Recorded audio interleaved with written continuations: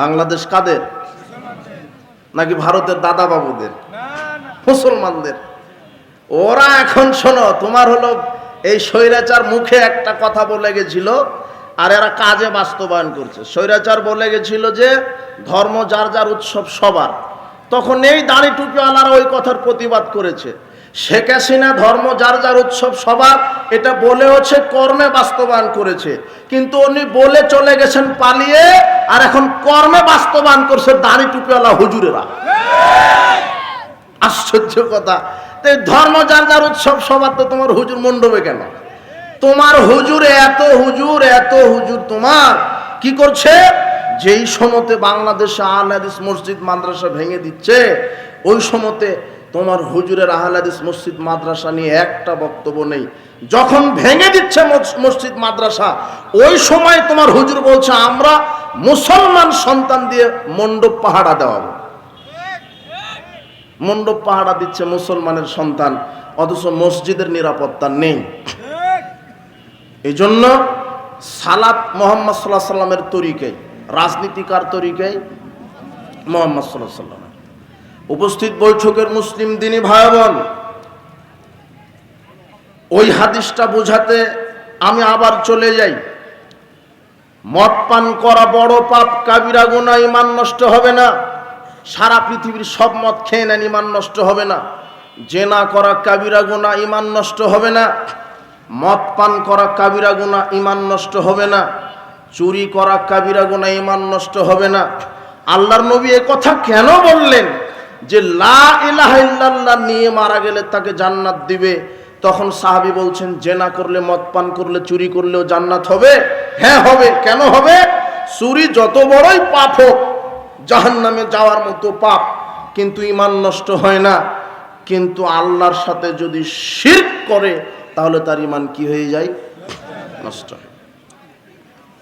এই জন্য ঈমান নষ্ট করার 4 দফা কর্মসূচি শয়তান হাতে নিয়েছে। তার এক শিরক, 1 নম্বর কি? শিরক। ওটাই আমার বক্তব্যের বিষয়, যেটা ঈমানই নষ্ট হয়। আপনি পৃথিবীর সব নারীর সাথে জেনায় লিপ্ত হন, ঈমান কি হবে না? বুঝেননি মনে হয় কথা? ঈমান নষ্ট হবে না, তবে জাহান্নামী হবেন।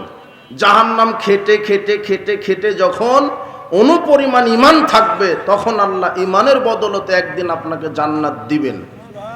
জি না, এই বক্তব্য সুবহানাল্লাহ বলতে হবে না।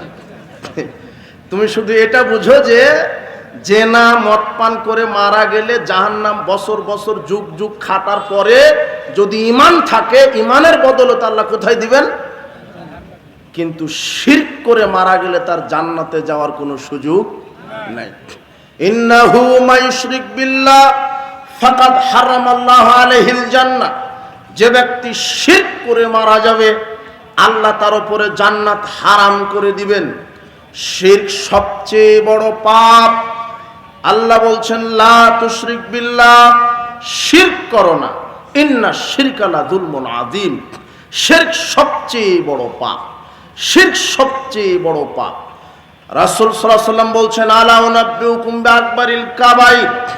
আমি কি তোমাদেরকে বলবো না বড় পাপ সম্পর্কে? কুলনা বালা ইয়া রাসূলুল্লাহ। সাহাবীগণ বলছেন জি আল্লাহর নবী, আপনি অবশ্যই বলবেন। তখন আল্লাহর নবী বলছেন আল ইশরাকু বিল্লাহি। বড় পাপ হচ্ছে আল্লাহর সাথে শিরক করা, আল্লাহর সাথে অন্য কাউকে শরীক করা।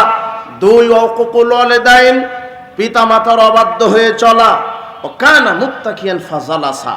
রাসূল সাল্লাল্লাহু আলাইহি ওয়াসাল্লাম ঠেস দিয়ে বসেছিলেন, হেলান দিয়ে বসেছিলেন, এরপরে তিনি উঠে বসে বলছেন পৃথিবীর ইতিহাসের 3য় মহাপাপ হচ্ছে আলা ওয়া কাউলুয যুর শাহাদাতুয যুর ওয়া কাউলুয যুর শাহাদাতুয যুর। আলা ওয়া কাউলুয যুর শাহাদাতুয যুর। শোনো, পৃথিবীর ইতিহাসের 3য় বৃহত্তম পাপ হচ্ছে মিথ্যা কথা বলা, মিথ্যা সাক্ষ্য দেওয়া। প্রথম বড় পাপ শিরক, দ্বিতীয় বড় পাপ পিতামাতার অবাধ্য হওয়া, পিতামাতাকে কষ্ট দেওয়া, পিতামাতার সাথে নাফরমানি করা। তৃতীয় বড় পাপ মিথ্যা কথা, মিথ্যা সাক্ষ্য দেওয়া। পৃথিবীর ইতিহাসের সবচেয়ে বড় পাপ শিরক। 1 2 শিরক ক্ষমার অযোগ্য পাপ। ইন্নাল্লাহা লা ইয়াগফিরু আশরাকা বিহি। নিশ্চয় আল্লাহ তার সাথে শিরক করার পাপ ক্ষমা করবে না। ওয়া ইয়াগফিরু মা দুনা যালিকা লিমান ইয়াশা। এছাড়া তিনি যে কোনো পাপ ক্ষমা করতে পারে।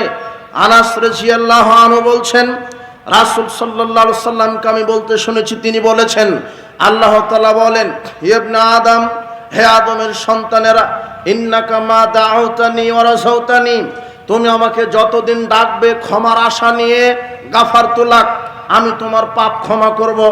আলামা কানা মিনকা, তোমার যেই অবস্থায় হোক না কেন, ওয়ালা উবালি, আমি পৃথিবীর আকাশ জমিনের কাউরও পরোয়া করি না, আরে পাপ তো আমি ক্ষমা করব, তোমার যত পাপ হোক না কেন, তুমি ক্ষমার আশা নিয়ে আমাকে ডাকো, আমি তোমার সব পাপ ক্ষমা করব। ইবনে আদম, লাউ বালাগাত দুনুবুকা আনানাস সামায়ে, যদি তোমার পাপ আকাশ পর্যন্ত ঠেকে যায়, সুম্মাস্তাগফারতানি, এরপরে যদি আমার কাছে ক্ষমা ভিক্ষা চাও, গাফারতু লাক ওয়ালা উবালি, আমি তোমার আকাশ পরিমাণ পাপ ক্ষমা করব, আমি কারো পরোয়া করব না।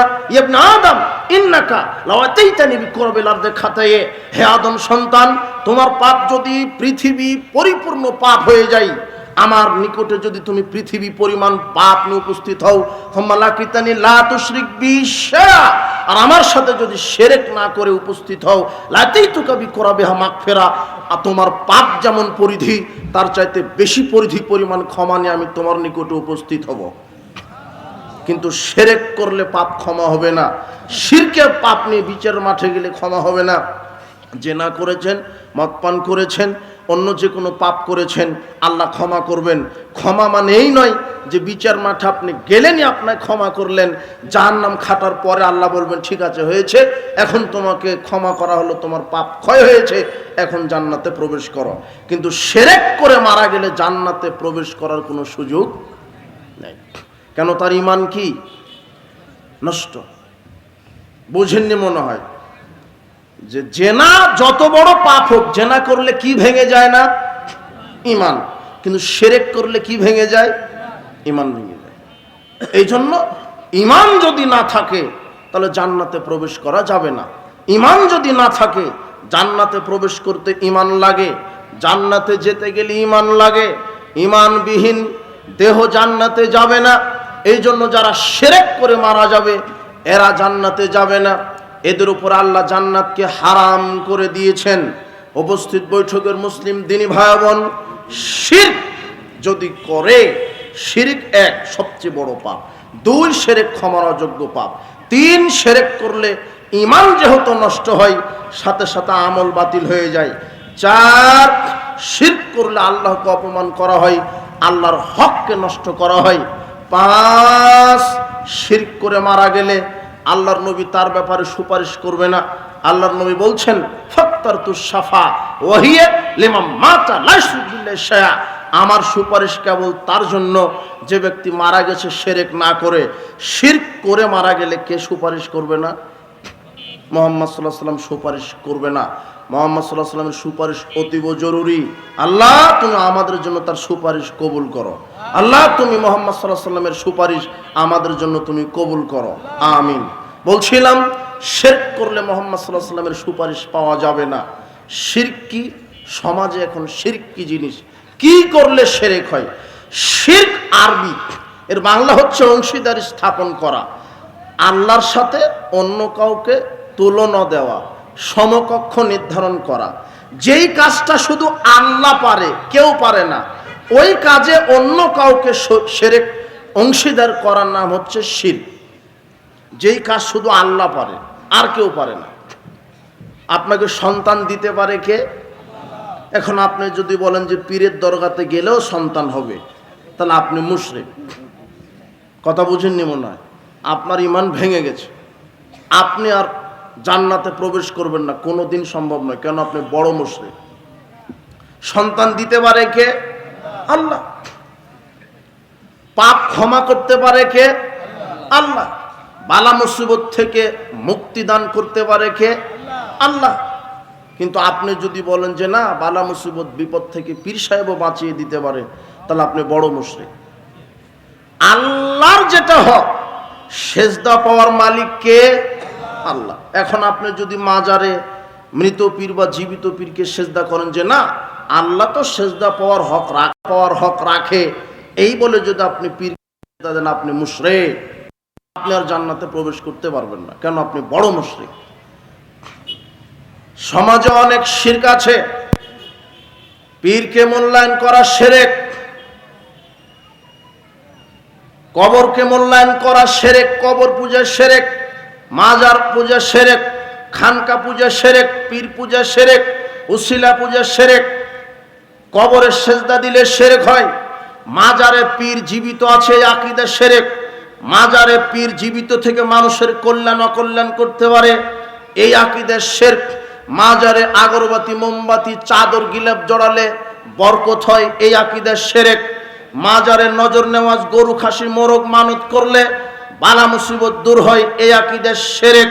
এভাবে শিরক সমাজে চালু আছে। আরে পীরের সুপারিশের উপরে ভরসা করছে, পীরের সুপারিশে জান্নাতে যাব, এ হলো বড় মুশরিক। ভরসা পীরের উপরে নয়, পীর তো বহুদূরের কথা, ভরসা কোনো নবীর উপরে করা শিরক। ভরসা কার উপরে? আল্লাহর উপরে। আপনি যদি এখন মক্কাতে কাবা ঘরে হজ করে যদি বলেন যে একটু মদিনায় গিয়ে মুহাম্মদ সাল্লাল্লাহু আলাইহি ওয়াসাল্লামের কবরটা একটু জিয়ারত করি, ওখানে গিয়ে যদি বলেন ইয়া মুহাম্মদ আপনি আমাকে সুপারিশ করে জান্নাতে নিয়ে যায়েন, তাহলে আপনি মুশরিক। না, বোঝেননি মনে হয় কথা। মুহাম্মদ সাল্লাল্লাহু আলাইহি ওয়াসাল্লামের কাছে চাওয়া যাবে না যে আপনি আমাকে জান্নাতে নিয়ে যায়েন, আপনি আমাকে সুপারিশ করে জান্নাতে নিয়ে যান। কথাটা উল্টা হয়ে গেল। কথাটা এইভাবে বলা হতো, আল্লাহ তুমি মুহাম্মদ সাল্লাল্লাহু আলাইহি ওয়াসাল্লামের সুপারিশ আমার জন্য কবুল করো। সুপারিশ চাইতে হবে কার কাছে? কোন নবীর কাছেও নয়। কোন নবী জান্নাত জাহান্নাম দেওয়ার ক্ষমতা রাখে না। কোন নবী মানুষকে হেদায়েত দেওয়ার ক্ষমতা রাখেনি। পীর তো বহু দূরের কথা।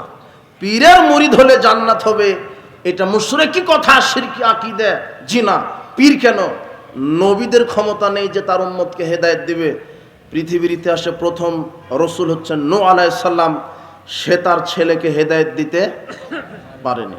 লূত আলাইহিস সালাম নবী, তার স্ত্রীকে হেদায়েত দিতে পারেনি। ইব্রাহিম আলাইহিস সালাম নবীদের বাপ, তার বাপকে তিনি হেদায়েত দিতে। পৃথিবীর ইতিহাসে সবচেয়ে শ্রেষ্ঠ মানুষ মুহাম্মদ সাল্লাল্লাহু আলাইহি সাল্লাম, নবীদের মধ্যে শ্রেষ্ঠ, রসুলদের মধ্যে শ্রেষ্ঠ। পৃথিবীর ইতিহাসে মানুষের মধ্যে শ্রেষ্ঠ মানুষ মুহাম্মদ সাল্লাল্লাহু আলাইহি সাল্লাম। এরপরে মুহাম্মদ সাল্লাল্লাহু আলাইহি সাল্লাম তার আপন চাচা আবু তালেবকে হেদায়েত দিতে, আবু তালেবকে বলছেন ইয়া আম্মি কুল লা ইলাহা ইল্লাল্লাহ আশহাদু লাক ইনদাল্লাহ। এই আমার চাচা, আপনি শুধু একবার বলেন লা ইলাহা ইল্লাল্লাহ, আমি আল্লাহর কাছে সাক্ষ্য দিব যে আমার চাচা লা ইলাহা ইল্লাল্লাহ বলেছে। আপনি শুধু একবার বলেন লা ইলাহা ইল্লাল্লাহ, আমি কিভাবে সাক্ষ্য দিয়ে আপনাকে জান্নাতে নিয়ে যেতে হয় আমি দেখব। এভাবে যখন মুহাম্মদ সাল্লাল্লাহু আলাইহি ওয়াসাল্লাম খুব জোরাজুরি করছিলেন, তখন আল্লাহ কোরআন মাজিদের সূরা কাসাসের 56 নম্বর আয়াত নাজিল করে বলছেন ইন্নাকা লা তাহদি মান আহবাবতা। মুহাম্মদ সাল্লাল্লাহু আলাইহি ওয়াসাল্লাম, তুমি তোমার চাচাকে ভালোবাসো বলেই তুমি হেদায়েত দিবে? ওয়ালাকিন্নাল্লাহা ইয়াহদি মান ইয়াশা। হেদায়েতের সুপারিটি পাওয়ার একমাত্র আমি আল্লাহর হাতে। হেদায়েতের ক্ষমতা কার হাতে? মুহাম্মদ সাল্লাল্লাহু আলাইহি ওয়াসাল্লামের হাতেও নয়। মুহাম্মদ সাল্লাল্লাহু আলাইহি ওয়াসাল্লাম শুধু প্রচারক। বলবেন যে বা আমার উম্মতেরা তাওহীদ গ্রহণ করো, সালাত আদায় করো, জুয়া মদ খেও না, পর্দায় চলো, এতটুকুন দায়িত্ব কার? মুহাম্মদ সাল্লাল্লাহু আলাইহি ওয়াসাল্লাম। ইন্নামা আনতা মুযাক্কির লাস্তা আলাইহিম বিমুসাইতির। মুহাম্মদ সাল্লাল্লাহু আলাইহি ওয়াসাল্লাম শুধু সতর্ককারী মাত্র। তিনি দারোগানঞ্জ মানুষকে লাঠি পিটিয়ে হেদায়েত দিবে। হেদায়েতের মালিক কে? যেখানে মুহাম্মদ সাল্লাল্লাহু আলাইহি ওয়াসাল্লাম সর্বশেষ সর্বশ্রেষ্ঠ নবী, নবীদের ক্ষমতা নেই তার উম্মতদেরকে আপনার হেদায়েত দেওয়ার, সে জায়গাতে পীরের মুরিদ হলে পীর সুপারিশ করে পীর হেদায়েত দিয়ে জান্নাতে নিয়ে যাবে, এটা প্রতারণা ভণ্ডামি ছাড়ার কিছুই হতে পারে না। এই জন্য পীর, ওলি, আউলিয়া, গাউস, কুতুব এগুলি মূল্যায়ন করা শিরক। এগুলি বড় বড় শিরক। যদি পীরের মুরিদ হন এই আকীদায় যে পীর আমাকে সুপারিশ করে জান্নাতে নিয়ে যাবে, জি না। শোনেন আর একটা কথা, পীর তো বহুদূরের কথা। মুহাম্মদ সাল্লাল্লাহু আলাইহি সাল্লামকে সুপারিশের ক্ষমতা আল্লাহ বিচারের মাঠে দিবেন। আল্লাহ একমাত্র ব্যক্তির সুপারিশ কবুল করবেন বিচার মাঠে, তার নাম মুহাম্মদ সাল্লাল্লাহু আলাইহি সাল্লাম। এরপরেও তিনি তার উম্মতের কাউকে প্রতিশ্রুতি দিয়ে যেতে পারেনি যে তোমরা, হে আমার মেয়ে, হে আমার সন্তানেরা, হে আমার উম্মতেরা, তোমরা আসো বিচার মাঠে, আমি সুপারিশ করে জান্নাতে নিয়ে যাব। এই প্রতিশ্রুতি কে দিতে পারেনি? মুহাম্মদ সাল্লাল্লাহু আলাইহি ওয়াসাল্লাম দিতে পারেনি। সেখানে আপনার পীর বলছে যে কে জান্নাতে যাবে, চাদর ধরেন জান্নাতে নিয়ে যাচ্ছে। মানে ও বায়াত দিয়ে নিয়ে জান্নাতে চলে যাবে। ওরই কি হয়, ওর কি হয়? কেন বললাম যে মুহাম্মদ সাল্লাল্লাহু আলাইহি ওয়াসাল্লাম প্রতিশ্রুতি দিতে পারেনি? 3527 নম্বর হাদিস সহিহ বুখারীর, আল্লাহর নবী বলছেন, ইয়া বানি আব্দে মানাফ ইশতারু আনফুসাকুম মিনাল্লাহ, হে আব্দে মানাফ গোষ্ঠী সম্প্রদায়, তোমরা আল্লাহর পাকড়াও থেকে নিজে নিজে বাঁচো। ইয়া আব্দে বানি আব্দুল মুত্তালিব, হে মুত্তালিবের গোষ্ঠীরা, তোমরা আল্লাহর শাস্তি থেকে নিজে বাঁচার চেষ্টা করো। ইয়া উম্মা জুবাইর আম্মাত রাসূলুল্লাহ সাল্লাল্লাহু আলাইহি ওয়াসাল্লাম, ইয়া ফাতেমা বিনতা মুহাম্মদ, হে উম্মে জুবাইর, হে মুহাম্মাদের মেয়ে ফাতেমা। মুহাম্মদ সাল্লাল্লাহু আলাইহি ওয়াসাল্লাম নিজে বলছেন, হে অমুক গোষ্ঠী, অমুক গোষ্ঠী, হে আমার মেয়ে ফাতেমা, শোনো, বিচারের মাঠে এই পরিচয়ে জান্নাত হবে না যে তুমি মুহাম্মদ সাল্লাল্লাহু আলাইহি ওয়াসাল্লামের মেয়ে। ইশতারি আনফুসাকুম মিনাল্লাহ, নিজের আমলে আল্লাহর পাকড়াও থেকে বাঁচার চেষ্টা করো। তবে সালানি মিন মালি শিতুমা, তুমি দুনিয়াতে আমার কাছ থেকে সম্পদ চাও, দিতে পারবো, কিন্তু বিচার মাঠে যদি বলো আপনি আমাকে জান্নাতে নিয়ে যান, এই ক্ষমতা মুহাম্মাদের নেই। সেখানে পীরের হয় কি করে? যদিও মুহাম্মদ সাল্লাল্লাহু আলাইহি ওয়াসাল্লামের সুপারিশ আল্লাহ কবুল করবেন, কিন্তু তারপরেও তিনি প্রতিশ্রুতি জাতিকে, তার উম্মতকে দিয়ে যেতে পারেন নি। কবর পূজা, মাজার পূজা, এগুলি শিরক, এগুলি থেকে বেঁচে থাকতে হবে। তাবিজ ঝোলানো শিরক। আশ্চর্য কথা, লোকটা বলছে যে আমার বাপ দাদা সবাই আহলে হাদিস, পাক্কা আহলে হাদিস, কিন্তু দুই পায়ে দুই হাতে কোমরে তাবিজ ঝুলানো। ও বলছে পাক্কা আহলে হাদিস। তাবিজ ঝুলানো শিরক। তাবিজ ঝুলানো এত শিরক, আল্লাহর নবীর কাছে 10 জন ব্যক্তি আসলেন ইসলাম কবুল করবেন বলে। 10 জন এসেছেন, 10 জন এসেছেন ইসলাম কবুল করবেন বলে। বায়াতিসাতা নামসাকা 9 দিন 9 জনকে ইসলাম কবুল করিয়ে দিলেন, আর একজনকে ইসলাম কবুল করালেন না। সাহাবীগণ বলছেন, ইয়া রাসূলুল্লাহ, বায়াতাতিসাতানা তারাকতা হাদা, আপনি 9 জনকে ইসলাম কবুল করালেন, আর এই ব্যক্তির কি অপরাধ যে ইসলাম কবুল করালেন না? তখন আল্লাহর নবী বলছেন, ইন্না আলাইহি তামিমা, এই ব্যক্তির শরীরের ভিতরে তাবিজ আছে। ফাদখালা ইয়াদহু ফাকাতাহা, লোকটি আঙুল ঢুকিয়ে, হাত ঢুকিয়ে শরীর থেকে তাবিজ ছিঁড়ে ফেলালেন। ফাবায়াহু, এরপরে রাসূল সাল্লাল্লাহু আলাইহি ওয়াসাল্লাম তাকে ইসলাম কবুল করালেন। তারপরে তিনি বললেন, রাসূল সাল্লাল্লাহু আলাইহি ওয়াসাল্লাম বললেন, মান আলাকা তামিমা ফাকাত আশরাকা, যে ব্যক্তি তাবিজ ঝুলালো শরীরে, সে আল্লাহর সাথে শিরক করলো। তাবিজ ঝুলালে কি হয়? শিরক। রাজকে খুলে ফেলে দিতে হবে। তাবিজ ঝুলানো শিরক। আরে তাবিজ ঝুলিয়ে থাকলে সে ইসলামী কবুল করার ক্ষমতা রাখে না। সে জায়গাতে এদেশের টুপিওয়ালা পাগড়িওয়ালা হুজুর মসজিদের ইমামতিও করছে, আবার তাবিজও বিক্রি করছে। ওই ইমাম কেন? ওর ইমানই নাই ভিতরে। ওই ইমাম বহুদূরের কথা। তাবিজ ঝুলানো শিরক। তাবিজ খুলে ফেলাতে হবে। হাতে কোমরে গলায় যদি তাবিজ থাকে, তাবিজ খুলে ফেলাতে হবে। তাবিজ ঝুলানো শিরক। এগুলি বড় বড় শিরক আছে। শিরকের পাপ থেকে আমাদেরকে বেঁচে থাকতে হবে। বলছিলাম, শিরক এত জটিল ও কঠিন পাপ যে শিরক করে মারা গেলে আল্লাহকে অপমান করা হয়, আল্লাহর হককে নষ্ট করা হয়, রাসূলের সুপারিশ থেকে বঞ্চিত হওয়া লাগে। মুহাম্মদ সাল্লাল্লাহু আলাইহি ওয়াসাল্লাম বলেছেন, যে ব্যক্তি শিরক করে মারা যাবে সে আমার সুপারিশ পাবে না। আল্লাহ বলছেন যে শিরক করে মারা যাবে তার উপরে জান্নাত হারাম। যে ব্যক্তি শিরক করে মারা যাবে তার বিগত সব আমল ভ্রান্ত, নষ্ট হয়ে যাবে। উপস্থিত বৈঠকের মুসলিম দিনী ভাই বোন, এই শিরকি পাপ থেকে আপনাকে বেঁচে থাকতে হবে। এরপরে সমাজে অনেক অপসংস্কৃতি, কুসংস্কার আছে। আল্লাহ নবী বলছেন, আত্মায়রাতু শিরকুন, কুলক্ষণ, অশুভ ফল গ্রহণ করা শিরক। কুলক্ষণ কি? আপনি বলছেন যে পিছন থেকে ডাকলে যাত্রা শুভ হয় না, এই কথা বললে শিরক হয়, সব আমল বাতিল হবে। আপনি বলছেন সকালে কোন নারীর মুখ দেখে উঠেছিলাম, উদ্দেশ্য সফল হলো না। আপনি বাড়ি থেকে বের হয়েছেন, আপনি বাজারে যাবেন, এমন সময় আপনার স্ত্রী বলছে অমুক লোক মারা গেছে, তখন আপনি বলছেন বাড়ি থেকে বের হওয়ার সময় যখন মৃত্যুর খবর শুনলাম, আজকে বাড়ি থেকে আর বের হব না। এই আকীদার শিরক। রাত্রে ঘরের আবর্জনা ঝাড়ু দেওয়া যাবে না, এটা বলা এই ভ্রান্ত, এটা আকীদা, এটা শিরক। রাত্রে ঘরের গাছের ফল পাতা পারা যায় না, এই আকীদার শিরক। স্বামী স্ত্রী অপবিত্র অবস্থায় ভাত রান্না করতে পারে না, এই আকীদার শিরক। স্বামী স্ত্রী অপবিত্র অবস্থায় পৃথিবীর যা আছে সব কাজই করবে, ভাত রান্না করবে, ব্যবসা করবে, চাকরি করবে, ক্ষেত কৃষি চালাবে, তবে শুধু পারবে না 5 ওয়াক্ত সালাত, সিয়াম আর কোরআন তেলাওয়াত, এছাড়া সবই করতে পারবে, পারবে না বললেই শিরক হবে। শুনেন, দোকানে প্রথমেই সকালে বাকিতে বিক্রি করা, এটা একটা কুসংস্কার আছে যে প্রথমেই যদি আমি সকালে বাকি দিই তাহলে সারাদিনই নাকি বাকি চলে যাবে। দেখেন আপনার এই বাজারে যান, সকালে আপনি যাবেন যে ভাই একটা জিনিস দেন, টাকা নিয়ে আসি, তখন বলবো যে সকাল সকাল বাকি দেওয়া যাবে না। ও রাখি দেয় যে বাকি দিলে সারাদিন কিসে যাবে, বাকি দিয়ে যাবে। এই মুনাফিকের আরো আকীদা দেখেন, একদিন মনে করেন হঠাৎ তার ওই শ্বশুর গেছে তার দোকানে, শ্বশুর গেছে, গিয়ে বলছে যে জামাই 1 প্যাকেট লবণ দাও, দিয়েছে, শ্বশুর এখন টাকা নিয়ে যায়নি। এখন জামাইয়ের কাছে, জামাই তো আর বলতে পারবে না শ্বশুরকে যে শ্বশুর মশাই বাকিতে তো দেওয়া যাবে না, এটা শ্বশুর এসেছে।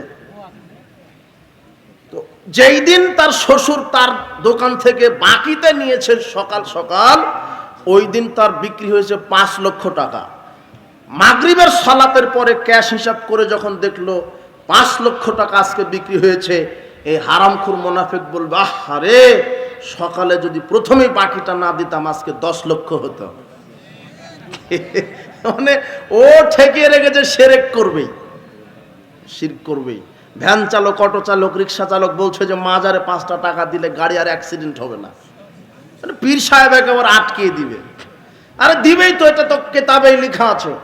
এদেশের পীর আছে মায়েজ ভান্ডারী পীর, চট্টগ্রামের মায়েজ ভান্ডারী পীরের এত ক্ষমতা, মায়েজ ভান্ডারী পীরের এত ক্ষমতা যে মায়েজ ভান্ডারী পীরের মুরিদ ওই হজ করতে চলে গেছে, হজ করতে গিয়ে পাসপোর্ট ভিসা টাকা পয়সা হারিয়ে ফেলেছে।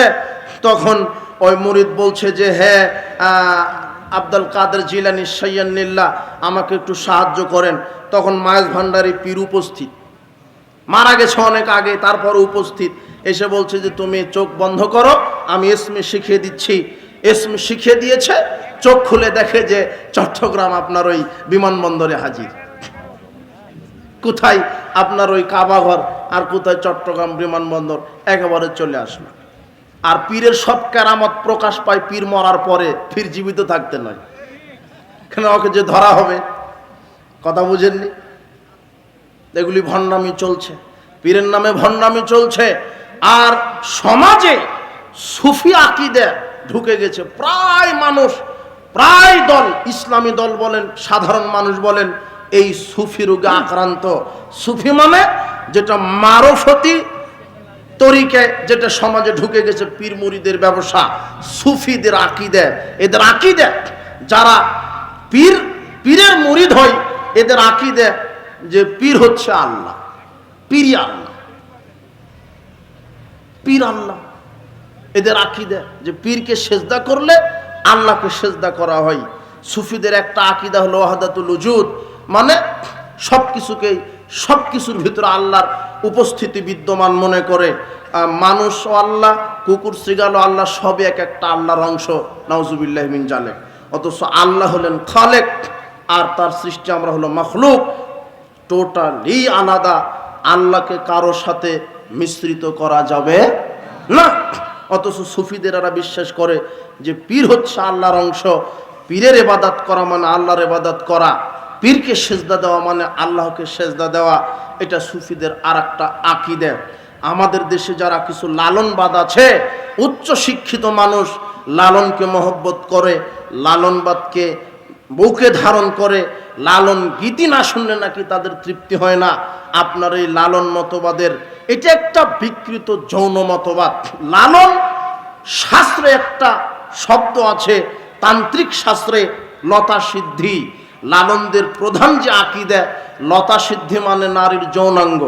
লালন মতবাদের যারা মুরিদ, লালন মতবাদে যারা বিশ্বাসী, যারা লালন ভক্ত, যারা লালনের মুরিদ, তাদের আকীদা যা ইবলিস শয়তান পৃথিবীর সব জায়গাতে সেজদা দিয়েছে, শুধু দিতে পারেনি নারীর যৌনাঙ্গে, ওখানে দিলেই জান্নাত।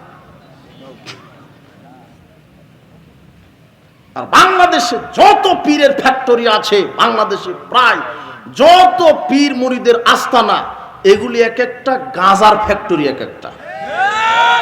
কিছুদিন আগে তোমার লালনের এক এই শয়তানের এজেন্ট বলছে যে, সংবাদ সম্মেলনে বলছে যে লালন মাজারে যদি গাঁজা বন্ধ করে দেন তাহলে আমরা 30 জন লোকও পাবো না, ওকে গাঁজা দিতে হবে। আর আমরা 10 বছর আগেই বলেছি যে ওই পীরের আস্তানা মানে ওটা হলো গাঁজার ফ্যাক্টরি।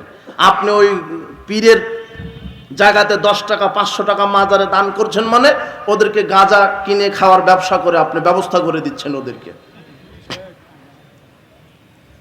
আর আমি সেদিন ওই দিনাজপুর প্রোগ্রাম শেষ করে ওই বগুড়া মহাস্থানগড় আছে, ওখানে একটা মাজার আছে, কি ভুলে গেছি, পীর সাহেবের শাহ সুলতান মাজার। তো আমি গেলাম, ওখানে যে রক্ষী আছে অনেক অনেক কর্মচারী। তো আমরা বললাম যে এখানে যে মাজারে মানুষ আসে কেন? তো বলছে যে যার যেটা মনের বাসনা আসনা পীরকে বললে কবুল বাসনা পূরণ করে দেয়। তো এটা এখানে ইনকাম হয় কত মাসে? এই যে টাকা বড় বড় বাক্স আছে, তো বলছে যে প্রতি 2 মাস 3 মাস পর পর গেলে ওই 30-40 লক্ষ টাকা করে ইনকাম হয়।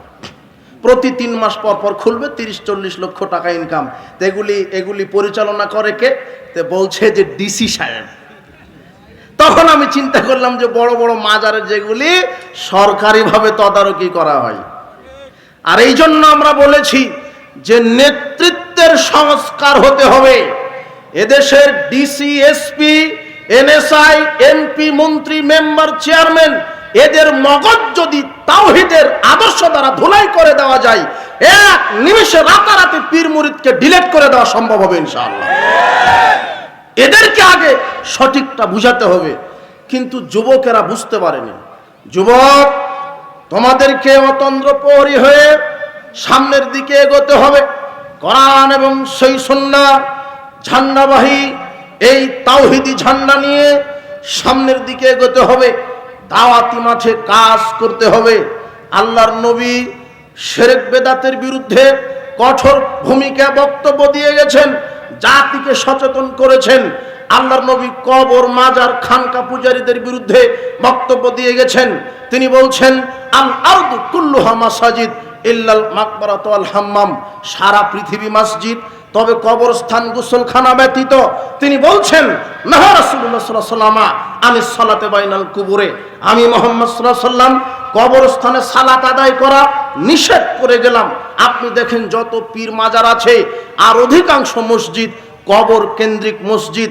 মানুষের আকীদা যে আল্লাহকেও সেজদা দিব আর মনের আশা বাসনা পূরণের জন্য পীরের মাজারে চাইব, এটা হলো মানুষের আকীদা। অধিকাংশ মাজার মসজিদ কেন্দ্র করে মাজার নির্মাণ করা হয়েছে। 100 বছর পূর্বে মারা গেছে মানুষ, তাকে পুঁতে রেখে তার নামে মাজার তৈরি করা হয়েছে। যার নামে মাজার তৈরি করা হয়েছে সেও জানে না যে আমাকে পূজা করা হয়, সেও জানে না যে আমাকে পূজা করা হয়। আব্দুল কাদের জিলানী বাংলাদেশে আসেনি, অন্তত 500 খানিক মাজার তার নামে আছে, বাংলাদেশে আসেনি, তার নামে মাজার। আশ্চর্য কথা, মুহাম্মদ সাল্লাল্লাহু আলাইহি ওয়াসাল্লাম বলছেন আমি কবরস্থানে সালাত আদায় করতে, প্রার্থনা করতে নিষেধ করছি। লা তুসাল্লু ইলাল কুবুরে, তোমরা কবরস্থানের দিকে হয়ে সালাত আদায় করো না। ওয়ালা তাজলিসু আলাইহা, তার উপরে বসো না। জাবের রাদিয়াল্লাহু আনহু বলছেন নাহা রাসূলুল্লাহ সাল্লাল্লাহু আলাইহি ওয়াসাল্লাম আয়ুজাসসাল কবর আয়ুকআদ আলাইহি আয়ুকতাব আলাইহি আয়ুবনা আলাইহি, আল্লাহ নবী বলছেন, কবর পাকা করা আমি নিষেধ করলাম, কবরকে সমাধি সৌধ নির্মাণ করতে নিষেধ করলাম, কবরের গায়ে খোদাই করে নাম লেখাকে নিষেধ করলাম, কবরে বসা নিষেধ করলাম, কবরের দিকে সালাত আদায় করা নিষেধ করলাম। মুহাম্মদ সাল্লাল্লাহু আলাইহি ওয়াসাল্লাম এত কবর মাজার সম্পর্কে এইভাবে বলিষ্ঠ কণ্ঠে তার উম্মতদেরকে সতর্ক করে দিয়েছেন। তিনি আলীকে বলছেন, আলী লা তাদাতিম ফানাল্লা তামাস্তাহু ওয়ালা কবরান মুশরিফান ইল্লা সাওয়াইতাহু।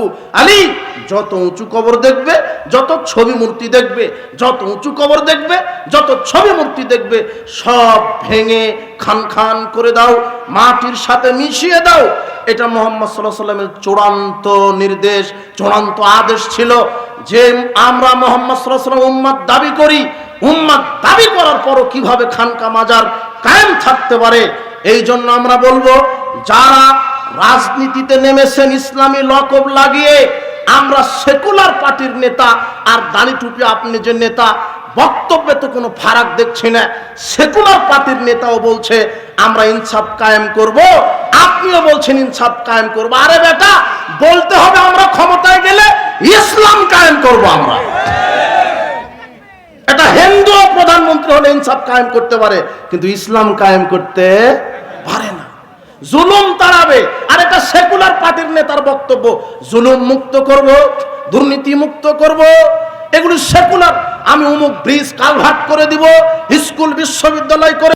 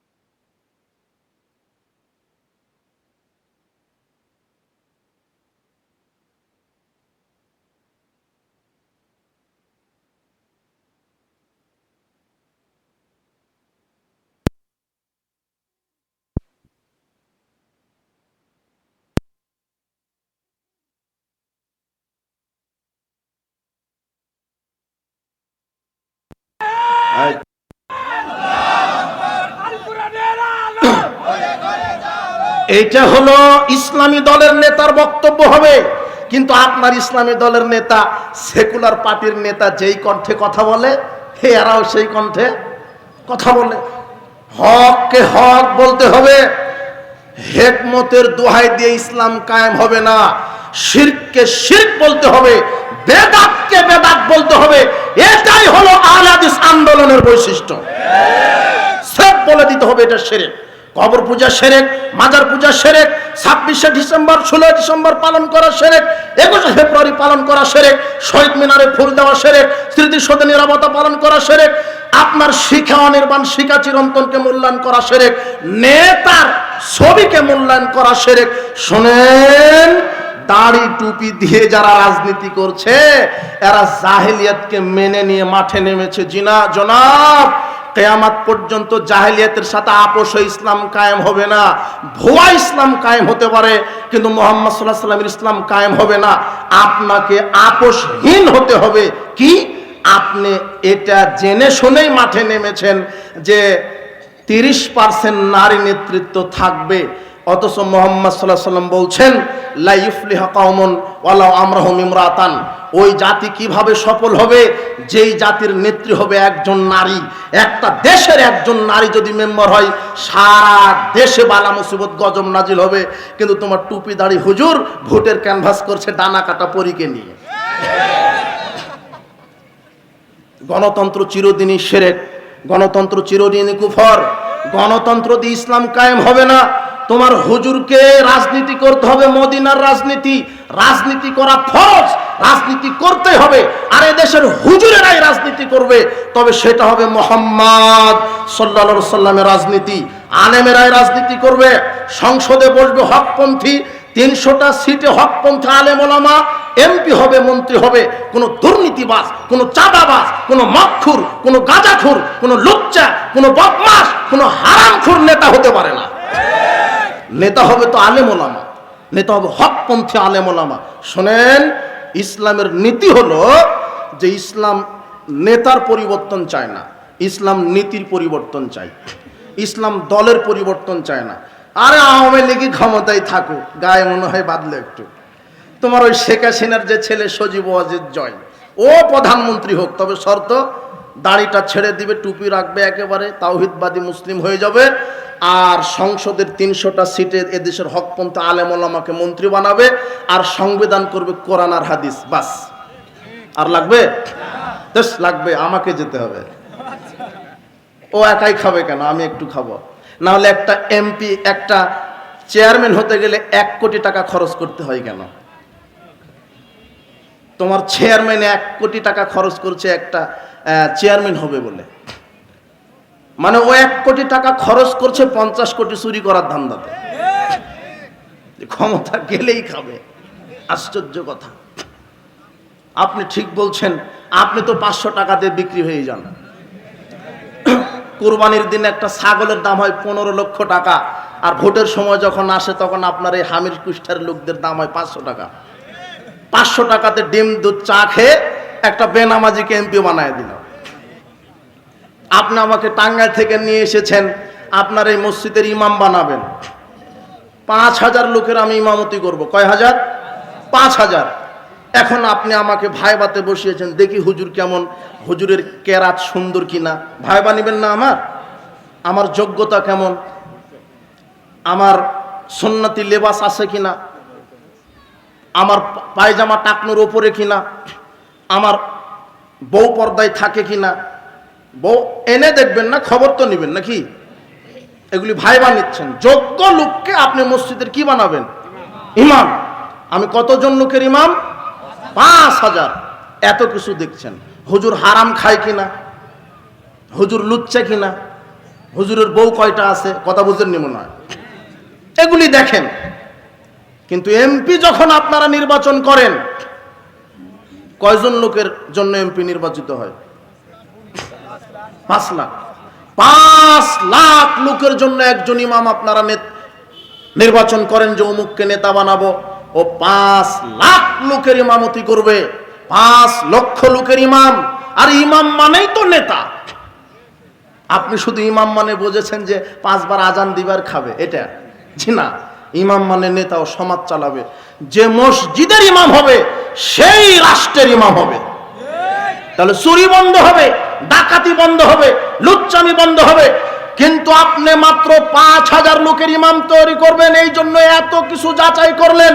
কিন্তু আপনি এত বড় নিমুখ হারাম, এত বড় অশিক্ষিত জাতি, আপনি 5 লক্ষ লোকের জন্য একজন এমপি নির্বাচিত করছেন, কিন্তু আপনি কোনোদিন বললেন না ও ওযু জানে কিনা, ও সালাত আদায় করে কিনা, ও কেবলা চিনে কিনা, ও মুহাম্মাদের আদর্শ মানে কিনা, ওর দাড়ি আছে কিনা, ওর পাঞ্জাবি আছে কিনা, প্যান্ট টাকনোর উপরে আছে কিনা, মদ খায় কিনা, গাঁজা খায় কিনা, বদমাশ কিনা, লুচ্চা কিনা, বউ বেটি পর্দায় থাকে কিনা, আপনি 1 সেকেন্ডের জন্য আপনি তদন্ত করেননি। আপনি এই হারামখোরকে আপনি নেতা বানিয়েছেন, এই বেনামাজিকে এমপি বানিয়েছেন। ও কি বাংলাদেশে নামাজ কায়েম করতে চাইবে? ও তো নিজেই বেনামাজি। ও কি দুর্নীতি বন্ধ করবে? যে দেশে তোমার পিয়ন 400 কোটি টাকার মালিক, সে জায়গাতে মন্ত্রীদের খবর কি? বুঝুনি মনে হয় কথা। এরা তো চাইবে না যে ইসলাম কায়েম হোক। ইসলাম সংসদে কায়েম হওয়ার সাথে সাথে ইসলাম বলছে চুরি করলে হাত কেটে দাও। তো তোমার এমপির আগে হাত কাটা হবে, ওরই আগে হাত কাটা হবে। এই জন্য চাবে না যে ইসলাম কায়েম। ইসলাম বলছে যে জেনা করলে, বিবাহের পরে জেনা করলে তাকে মেরে ফেলে দাও। তো তোমার নেতাকে আগে মারা লাগবে কেন? ওর যে কত নারীর সাথে সম্পর্ক, ও ও তো চাইবে না। ইসলাম বলছে যে মদ যদি পান করে তো প্রথম অবস্থায় ভালো কোম্পানির জুতা দিয়ে 40টা পিটাতে হবে। কেউ যদি মদ একবার মুখে দেয় তাহলে শরীয়তের শাস্তি কি? যদি একটা সিগারেট মুখে দিয়েছে তাহলে তার শরীয়তের শাস্তি কয়টা জুতা পিটা? 40টা। এটা ইসলামের বিধান। তো তোমার নেতাই তো আগে 40টা খাবে, ও কিসের বিচার করবে? ও বলছে যে আমরা ন্যায় প্রতিষ্ঠা করব, হারামখোর। ও হলো জালেম। ও কিসের ন্যায় প্রতিষ্ঠা করবে? ওর পকেটের সিগারেট, ওর দুর্নীতির মাল, ও চুরির মাল। তোমার মেম্বার সাহেবের কাছে তোমার মায়ের জন্য বিধবার কাট করতে গেছো, মেম্বার বলছে যে 2000 টাকা লাগবে। কয় হাজার টাকা লাগবে?